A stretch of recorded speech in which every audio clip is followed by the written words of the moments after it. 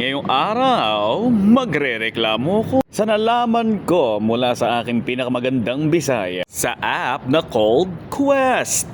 Siyempre tambayan siya ng mga tao na naglalagay ng mga posting tungkol sa side gig. Like kunyari, Umila ka sa isang lugar na kung saan bibili ka ng ticket. looking for a tutor para sa isang specific na subject. Looking for a huggy buddy. Kasama sa concert. Yung mga ganun-ganun bagay. Pero kasi, and my Bisaya gal is a very interesting woman.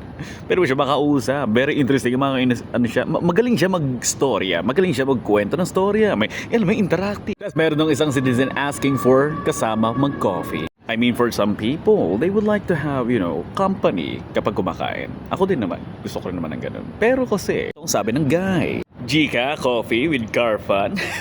Tang ina mo, 2026 na! Manyak ka pa rin, putang ina mo. Gago! Pero may mga manyak, tumigil kayo sa pagtambay sa Quest. Tang ina nyo, napakagandang app niyan tapos kukupalin nyo. Ang bababoy nyo, mga gago kayo, kabayan.